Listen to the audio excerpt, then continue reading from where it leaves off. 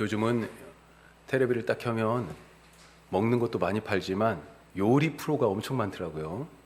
예, 같은 음식을 만들어도 레시피가 천차만별이고요. 또 뭐 다양한 그런 요리의 재료, 양념들 이런 것들이 엄청 많더라고요. 그런데 그 많은 요리들 마무리는 똑같은 것 같습니다. 마무리가 똑같아요. 간을 봐야 합니다. 간을. 간을 안 보면 아무리 요리를 그동안에 열심히 했어도 마무리가 안 되죠. 간이 딱 맞아야 아 맛있다 이런 소리가 나오죠. 제 아내는 음식을 준비하다가 마지막에 가끔 저를 부릅니다. 간 좀 봐달라는 거죠. 간을 못 봐서가 아니고 남편을 그래도 생각하는 것 같아요. 남편 입맛에 맞춰야 되겠다. 이런 생각인 것 같아요. 감사합니다. 다른 양념들은 선택이지만 음식을 만드는 데 있어서 선택이 아닌 꼭 필요한, 다른 것은 없어도 되지만 이것은 꼭 있어야 될 한 가지라고 한다면 소금 아니겠어요? 소금 꼭 있어야 됩니다. 예수님이 우리에게 바로 그런 존재다. 세상에서 너희가 소금이다 라고 말씀하셨습니다. 세상에 꼭 필요한 존재, 세상을 부족한 것 없이 완성하는 마지막 퍼즐이고요. 세상을 살맛나게 하는 그런 사람이 바로 성도 한 사람이다. 바로 우리 교회다 말씀하고 계십니다. 보통은 제가 평일에 점심을 집에서 먹어요. 그런데 엊그제는 교회 근처에서 먹기로 하고 우리 이희정 목사하고 같이 이렇게 동네를 이렇게 쭉 여기를 이렇게 돌고 있었어요. 그때 우리 수연이하고 김민선 집사님 만났습니다. 자, 그런데 그렇게 막 돌다가 그래 뭐 가다 보니까 결국은 다시 여기로 왔어요. 그래가지고 한 식당을 골라 들어갔습니다. 서로 하나씩 다른 것을 시켰습니다. 하나는 예상보다 상당히 좋았고 다른 하나는 평이했어요. 평범했어요. 그래도 가격에 비하면 대체로 좋았다 그렇게 생각이 돼요. 음식도 제때 나왔고 간도 적당히 잘 맞았고요. 식당이 약간 어두운 느낌이긴 했지만 그래도 여기 뭐 다 거의 새 식당이니까 깔끔했습니다. 그런데 다 먹고 나오면서 뭔가 조금 아쉬움이 있어요. 한 가지가 뭔가 부족한 것 같은, 빠진 것 같은 그런 느낌입니다. 주방에 한 분, 홀에 청년 한 분, 아마 가족인 것 같아요. 그렇게 같이 두 분이 일을 하고 있었는데 주문을 받을 때, 반찬을 세팅할 때, 그리고 음식이 나올 때, 마지막에 계산할 때 이게 뭔가 이게 좀 찬바람이 쌩 하고 이렇게 부는 것 같은 그런 느낌이죠. 좀 냉랭했습니다. 밥 다 먹고 나와가지고 가을 바람이 그래도 있어서 이 바람 사이로 이희정 목사와 같이 이렇게 쭉 돌다가 이희정 목사님이 그러는 거예요. 여보, 저기 다시 가고 싶어? 그렇게 물어보더라고요. 마음이 비슷했던 것 같아요. 뭔가 좀 음식은 그래도 뭐 이 정도면 먹을만 했는데 그런데 뭔가 좀 분위기가 다시 또 갈 수도 있긴 할 것 같아요. 근데 저는 거기서 맛있는 음식을 위한 마무리는 그 음식에 꼭 필요한 한 가지는 간을 맞추는 소금이 아니라 정말 다른 것이다 라고 하는 것을 알았습니다. 진짜 소금은 마음에 있는 것이다. 소금통에 있는 게 아니고요.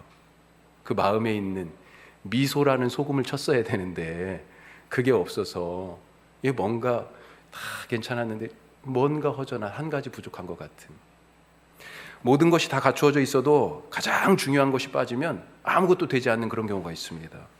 한 번은 돌 감사 예배를 인도하러 갔어요.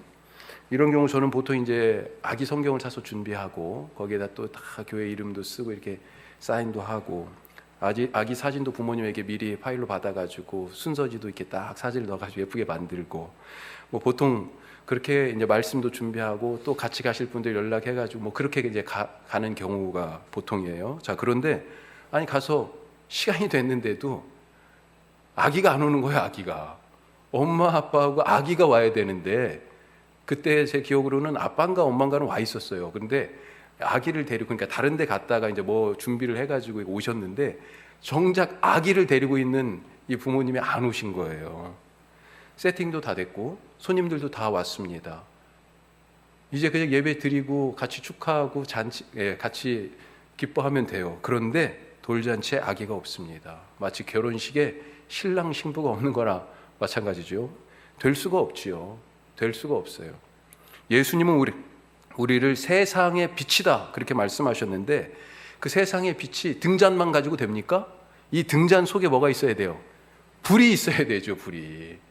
등잔만 가지고 세상의 빛이 될 수가 없습니다. 그 속에 불이 있어야 돼요. 그걸 우리 신앙적으로 얘기하면 뭐예요? 우리의 삶에 바로 하나님의 불꽃, 바로 성령님이 있어야 세상의 빛이 된다 하는 것입니다. 그거 빠지면 뭔가 틀은 다 갖추어져 있는 것 같은데 허전한 거예요. 제 역할을 못하는 거예요. 자, 오늘 말씀에 예수님을 찾아온 이 사람이 바로 그 꼭 한 가지 필요한 것이 지금 부족한 그런 사람입니다. 이 사람 잘 보시기 바랍니다. 말씀에 어떻게 소개되어 있습니까? 예수님이 길 가고 계셨어요. 그런데 갑자기 나타나서 길을 딱 가로막고 무릎을 딱 꿇고 예수님에게 질문합니다. 요청해요. 이 태도가 사실은 조금 어떻게 보면 자기 문제 풀어달라고 예수님의 길을 가로막은 거잖아요. 좀 이기적인 것 같기도 하지만 또 달리 보면 그만큼 절박하고 그만큼 긴박하고 그만큼 자기가 그 일에 그 문제에 집중하고 있다는 거잖아요. 어떤 문제입니까? 선생님 내가 무슨 일을 하여야, 무슨 선한 일을 해야 영생을 얻을 수 있겠습니까? 우리식으로 얘기하면 어떻게 해야 내가 구원받을 수 있겠습니까? 그걸 들고 지금 주님 앞에 나온 거예요. 예수님 길을 딱 가로막은 것입니다. 마태복음에 보면 이 사람의 이런 질문에 예수님이 대답을 하시는데 이 장면이 마태마가 누가 다 같이 나와요. 그런데 마태복음에 이런 말씀이 살짝 더 끼어 들어가 있습니다. 마태복음 19장 말씀 같이 한번 읽어봐요. 내가 생명에 들어가려면 계명들을 지키라. 네가 영생을 얻으려면, 구원받으려면 뭐라고요? 계명을 지키라. 그렇게 지금 말씀하고 있습니다. 동의하십니까? 이 말씀에? 구원 얻기 위해서 어떻게 해야 돼요? 우리가 그동안 구원받기 위하여 뭐 해야 된다고 돼 있습니까? 뭘로 구원받는다고 얘기했어요? 믿음으로. 예수님 근데 이렇게 말씀하시잖아요. 이게 지금 맞는 얘기입니까? 우리가 그동안 알고 믿어왔던 거하고 좀 조금 다른 것 같지 않아요?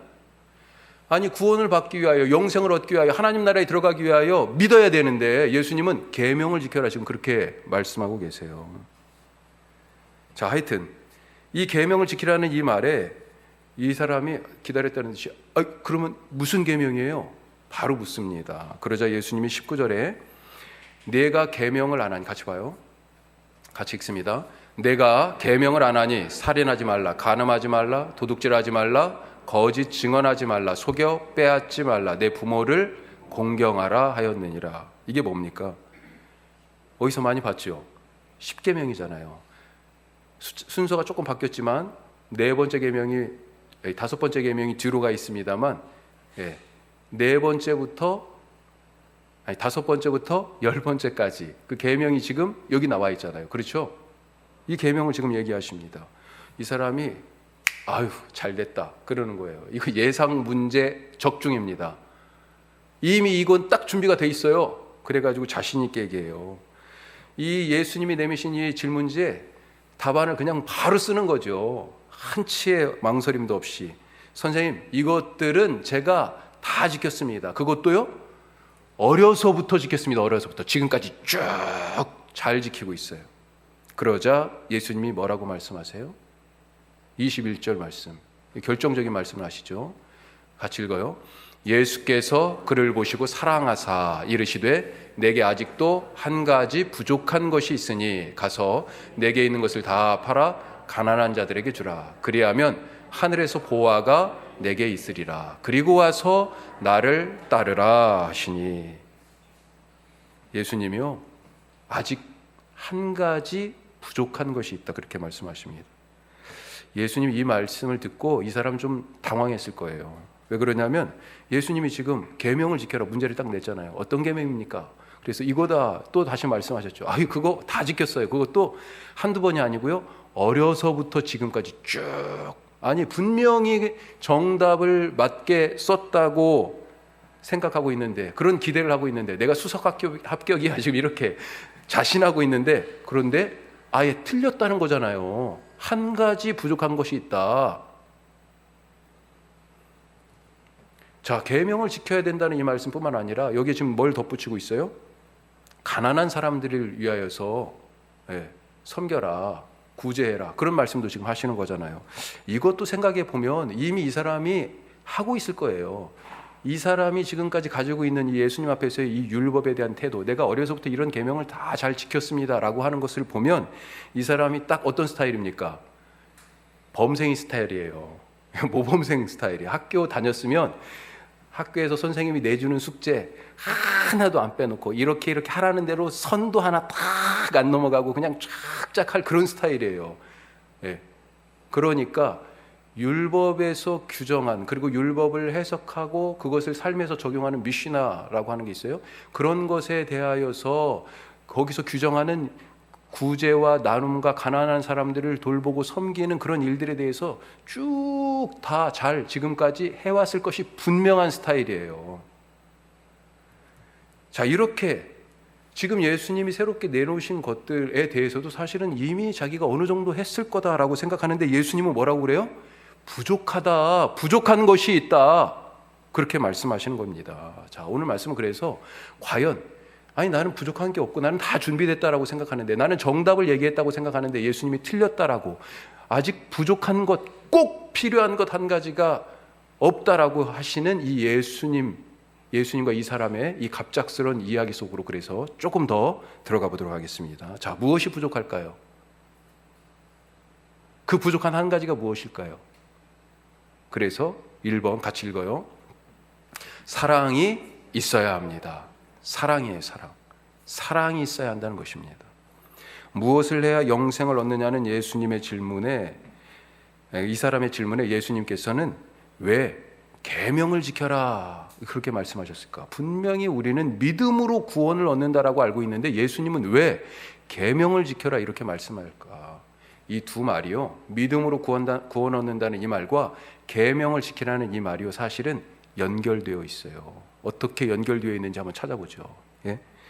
자, 바울이 사실은 이 믿어서 구원을 얻는다라고 하는 이 진리를 지키기 위해서 사실 얼마나 많이 애썼습니까? 그렇죠? 우리가 새벽에도 말씀들 나눴습니다만 갈라디아서 우리가 한 2-3주 정도 계속 말씀을 나눴어요. 거기에서도 아주 열심히 싸웠습니다. 복음을 전하다가 숱하게 핍박을 받고 죽을 고비를 바울이 넘기고 그랬는데, 이 핍박과 박해가 교회 안에서도 있었고 교회 바깥에서도 있었어요. 그런데 교회 안이든지 교회 바깥이든지 바울에게 가해졌던 반대와 핍박은 뭘로 요약될 수 있냐면 율법과 관계되어 있어요. 이 계명을 지키는 것과 관계가 되어 있습니다. 교회 안에서 바울이 예수님이 바로 새 율법, 새 언약, 예수님이 새 약속이시다, 그래서 새 언약이신 새 계명이신 예수님을 믿어야 구원을 받는다, 이렇게 자꾸 얘기를 하니까 교회 안에서는 누가 반대해요? 유대인 출신의 그리스도인들, 이 유대인 그리스도인들이 믿음만 갖고는 안 돼, 그런 헛소리 하지 마 하고 막 바울을 반박하는 거예요. 율법을 지켜야, 계명을 지켜야 구원을 받는 거지 믿음만 가지고는 안 돼라고 하면서 바울을 반박할 뿐만 아니라 거기서 더 나아가서 바울을 가짜다, 거짓 사도다, 그렇게 교회 안에서 몰아붙였습니다. 자, 교회 밖에서는 또 어때요? 여기도 마찬가지예요. 여기도 유대인들이에요. 완전히 이 사람들은 교회 안에 안 들어온 원래부터 유대인. 이 사람들은요, 바울을 어떻게 규정했어요? 율법의 파괴자, 유대교의 배신자. 그래가지고요, 그렇게 낙인 찍어서 바울을 제거하려고 했잖아요. 엄청 그냥 분노를 치밀었어요. 왜 그러냐면 바울이 이방 땅에 가서 복음을 전하면서 주로 어디를 거점으로 삼았습니까? 처음부터 이 성경에 대한 얘기를 하기가 어려웠어요. 이방 사람들에게, 헬라인들에게. 그러니 구약의 말씀부터 쭉 다 알고 있는 그 구약에서 약속하신 메시아가 바로 예수님이다. 누구에게 이걸 얘기하기 쉬워요? 유대인들이죠. 이미 여러 땅에 흩어져서 살고 있는 유대인들이 모여서 회당을 이루고 있었거든요. 회당에 모여서 예배도 하고, 그러니까 그 회당을 찾아가서 거기서 내가 말씀의 참 뜻을 알려줄게 그러면서 가르쳤는데, 처음에는 야, 이거 예루살렘에서 뛰어난 율법 선생님이 오셨나 보다 그렇게 생각하고 딱 들었는데, 알고 보니까 이상한 소리를 한다는 거죠.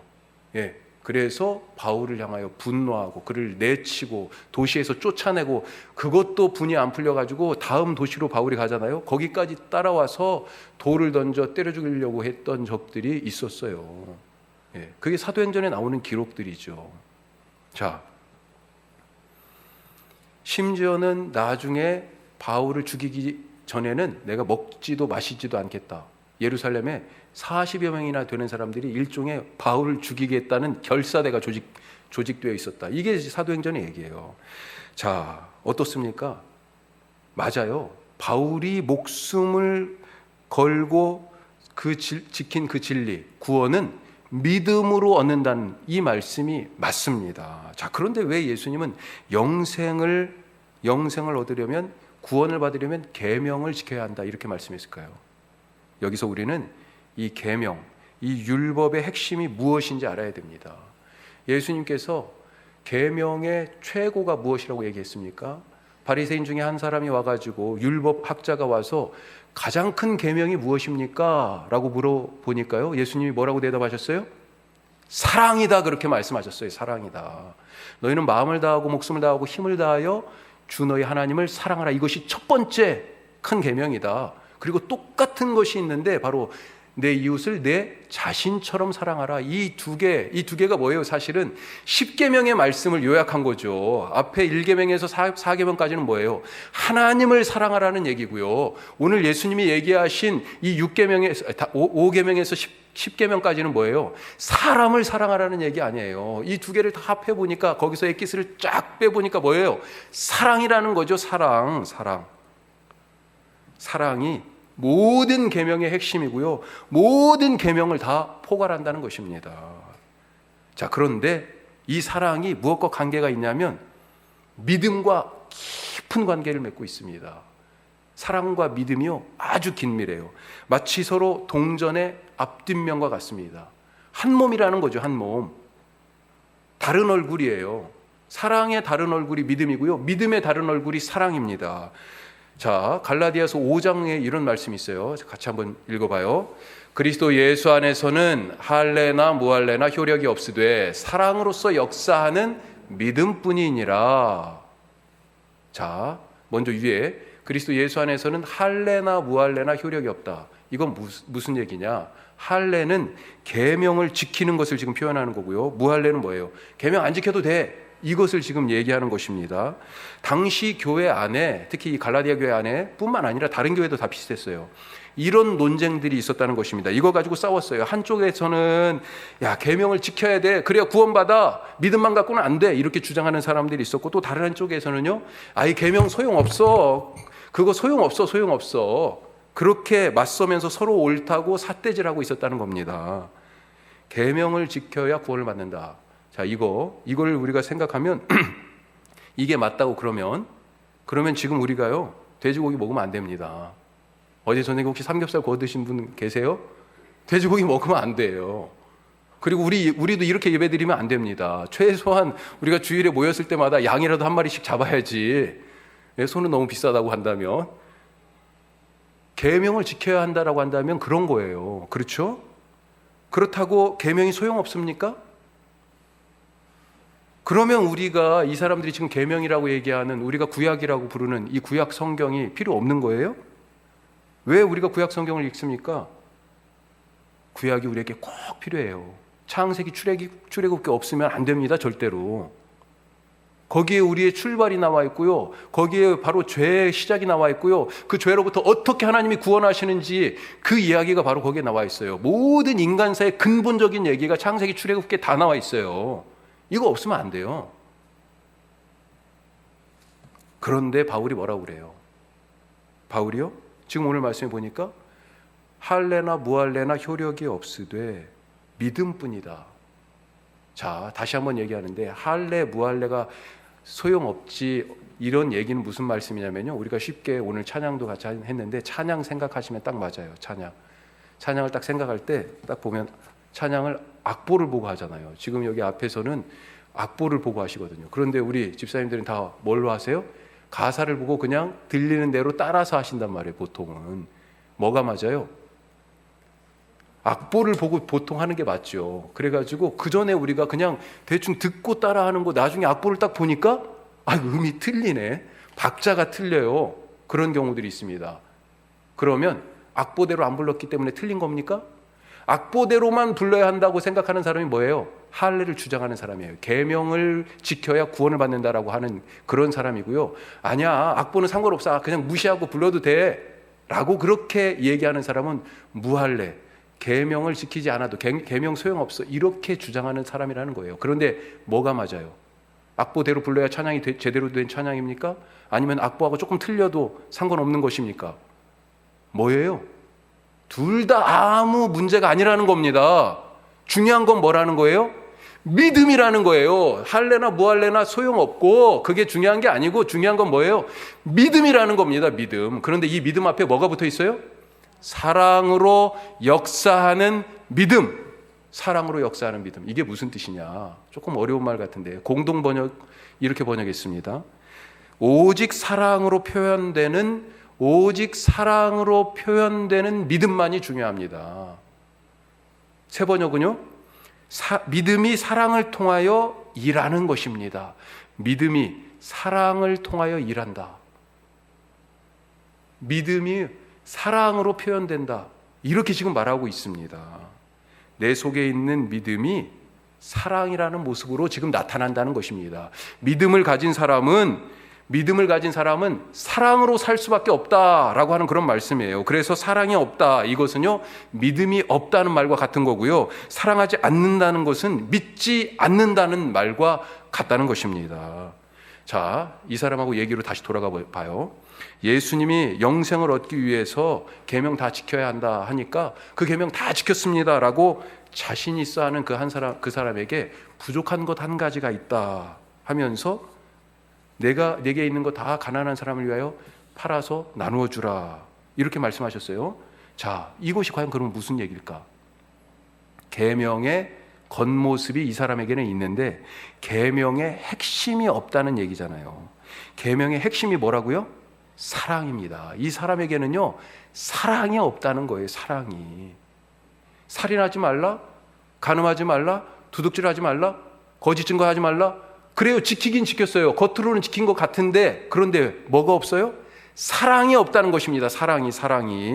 계명의 핵심인 사랑이 빠졌어요. 자, 계명을 지키라라고 하는 이 말은 그래서 뭐라는 말입니까? 사랑하라는 말하고 같은 거예요.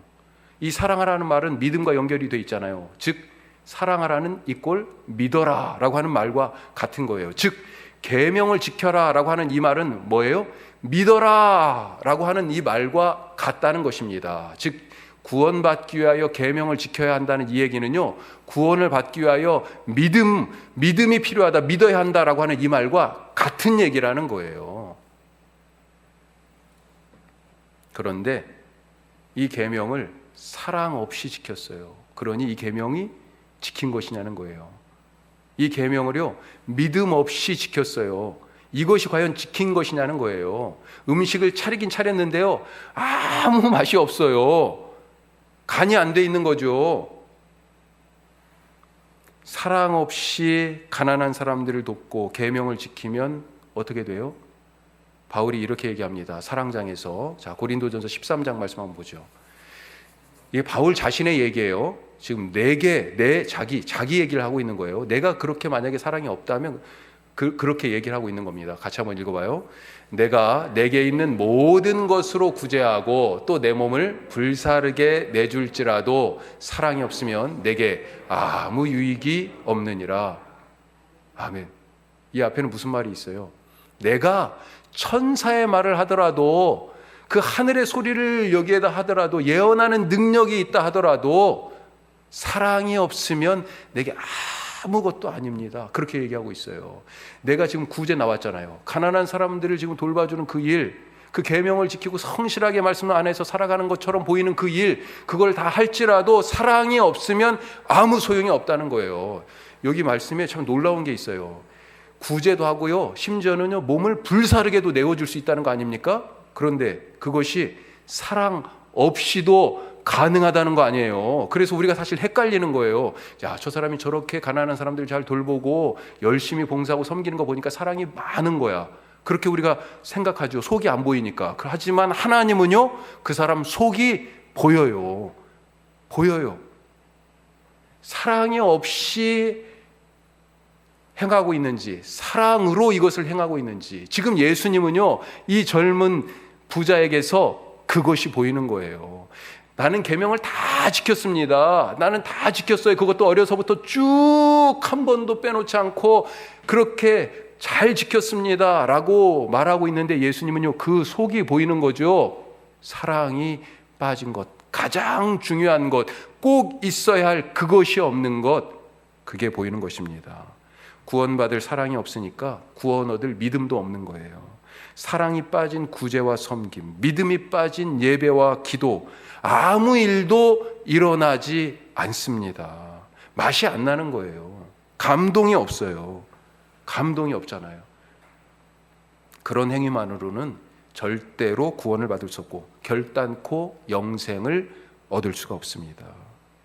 믿으시기 바랍니다. 믿어야 사랑할 수 있어요.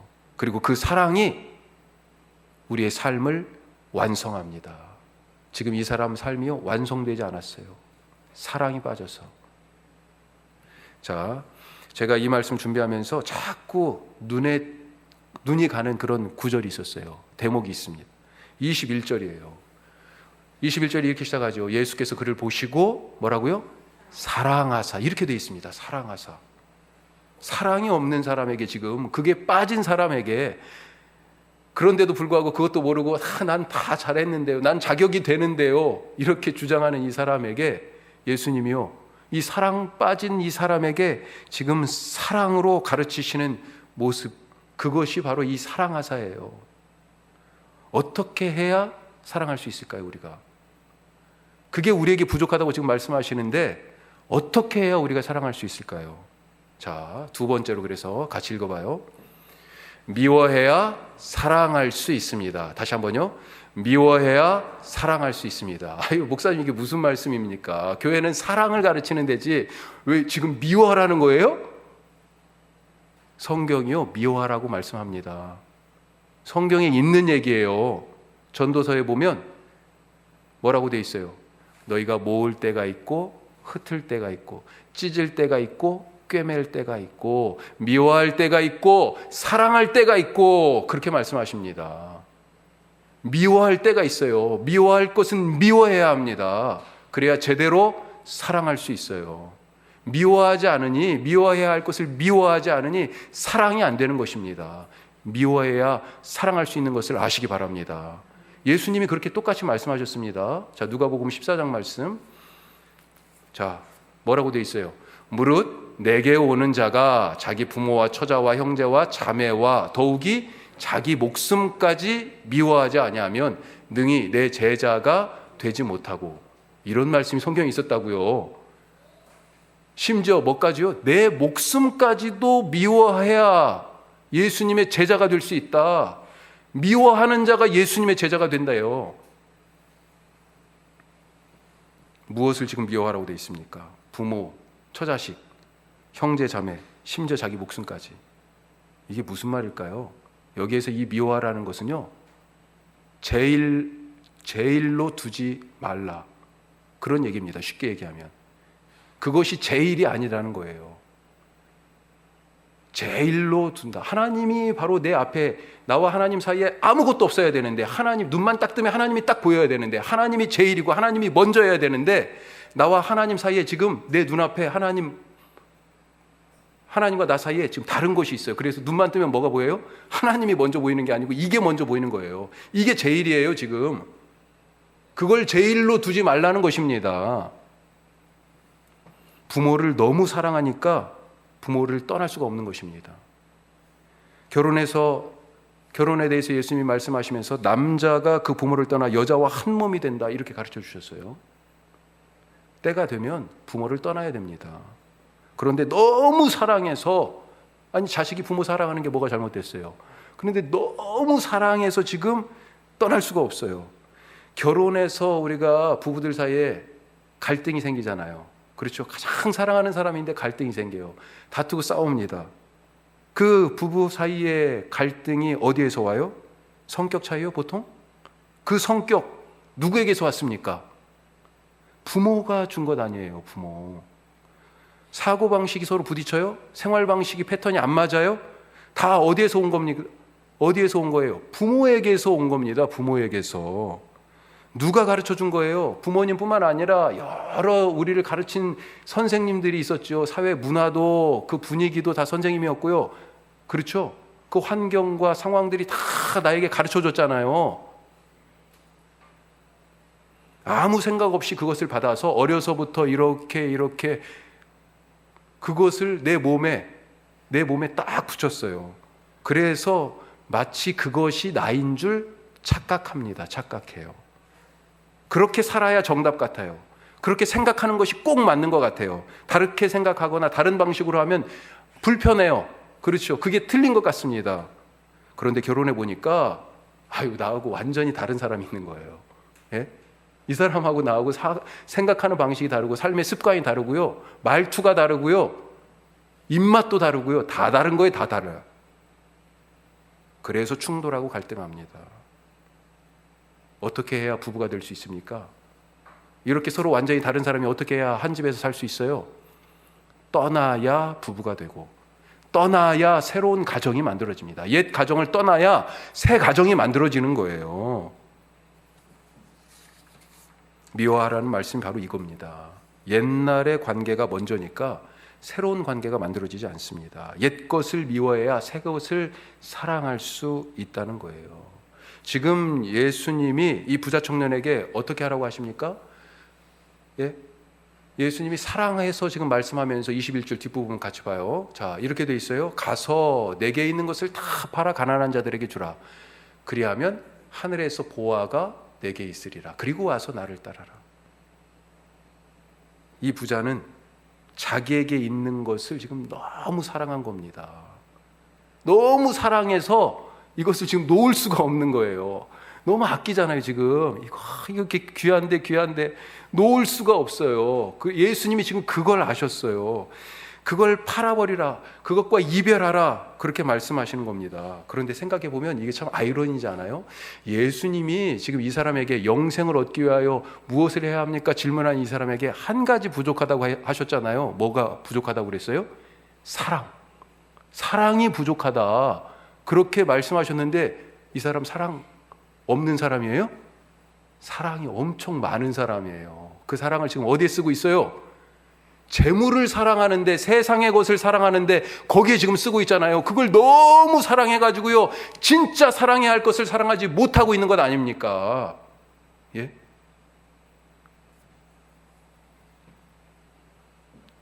부자에게 지금 가장 있는 것이 뭐예요? 겉으로 볼 때는 재물인데요, 똑같이 그 질문을 우리에게 해보면요, 우리가 지금 가지고 너무 사랑해서 놓을 수 없는 게 뭡니까? 뭐예요? 저는 돈 그렇게 많지 않으니까 이 부자 얘기는 나하고는 상관없는 얘기, 그런 거예요? 아니죠. 뭘 못 놓고 있어요? 내 생각을 못 놓고 있잖아요. 내 습관을 못 놓고 있잖아요. 찬송을 부를 때도요, 박자에 엄청 민감한 사람이 있어요. 약간 저 같은 사람. 예. 그러면 어떤 때는 마음이 약간 불편하려고 그래. 예. 그리고 그런데 사실 따지고 보면 저도 제 마음대로 제 박자로 부르고 있어. 예. 그 몸에 배어진 어떤 습관, 그 나도 모르게 갖게 된 그 생각, 이 모든 것들이 사실 다 뭡니까? 버리고 놓아야 할, 내가 미워해야 할 그런 것 아닙니까? 양손에 딱, 한 손에는 땅의 것을 딱 쥐고, 지금 또 한 손에는, 부자는 부자인가 봐요. 그렇죠? 한 손에 지금 땅의 것을 딱 쥐고 예수님 앞에 와서는 한 손에는 또 하늘의 것을 또 쥐고 싶어서 지금 온 거예요, 사실은. 그런데 예수님 뭐라고 말씀하십니까? 이 땅의 것을 놔야 하늘의 것, 이 영생, 이 구원을 얻을 수 있다. 그렇게 말씀하고 계시는 것입니다. 양손에 붙들고 저울질하지 마시기 바랍니다. 이것도 저것도 다 갖고 싶다고 욕심 부리지 마시기 바랍니다. 세상의 방식으로도 살고 하나님의 방식으로도 같이 살고 싶어요. 그렇게 할 수가 없는 거예요. 죄를 미워해야 예수님을 사랑할 수 있습니다. 세상을 미워해야 하나님 앞에 갈 수 있고요. 세상을 미워해야 예수님의 제자가 되어 주님을 따를 수가 있어요. 부족한 것 한 가지가 혹시 나에게 있지 않습니까? 그것이 사랑 아닙니까? 그리고 그 사랑의 다른 면인 믿음 아니에요 혹시? 주님이 이것을 우리에게 주십니다. 거저 주세요. 믿음은요 주님이 주시는 선물이에요. 사랑은요 주님이 주시는 선물이에요. 그 사랑을 지금 이 부자 청년에게요 아낌없이 쏟아서 네게 부족한 것이 지금 사랑이야 라고 지금 가르쳐 주시는 것처럼 우리에게 십자가에서 그 측량하고 헤아릴 수 없는 사랑을 주셔서 우리의 부족함을 채워주셨습니다. 그 사랑으로 살아가시고 그 믿음으로 영생을 누리시기를 주님의 이름으로 축복합니다. 기도하겠습니다.